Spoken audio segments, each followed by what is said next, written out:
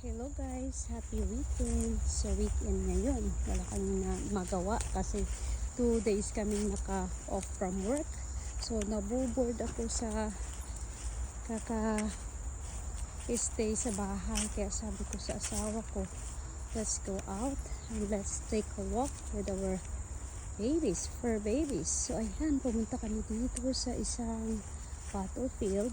Malapit lang ito sa bahay, like 15 minutes drive. So ayan siya, oh. Pwedeng mag-bike dito, pero ito po ay napapalibutan po ng madaming kahoy, pero may walking trail siya. Pwede mong dalhin yung mga aso mo, mag-walk, you know.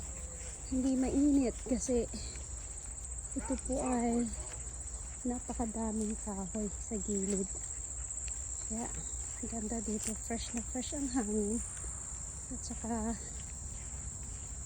ang ganda mag-walk dito, hindi mainit. So ayan siya guys, oh. So ganyan.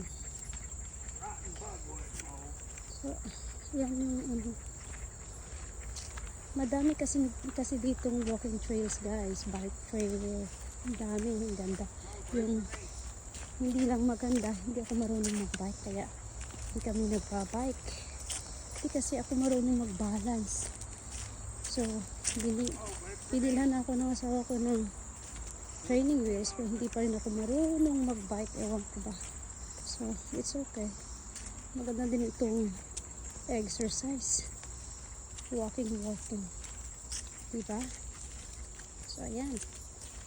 So ito yung ginagawa namin mostly kapag weekend, walang pasok, wala kaming trabaho, kapag naiinip, or minsan nagda-drive pero kami with our fur babies too. Pero ngayon sabi ko mag-walk din tayo kasi 2 araw tayo nakakulong sa bahay kasi nag-expect kami ng mayroon kaming bisita yesterday, yung sister-in-law ko. So ayan, kaya nag-take off kaming 2. So ayan guys, ang ganda dito, hindi mainit, ang ganda ng panahon, hindi din malamig kasi summer time po dito. So ganyan, see, parang nasa Pinas lang, parang nasa bukid lang, pero mas maganda ito guys kasi sa Pinas kasi ang daming kahoy dito at saka fresh na fresh. Ito yung maganda dito. So happy weekend everyone, good luck and God bless, enjoy your weekend, bye, thanks for watching.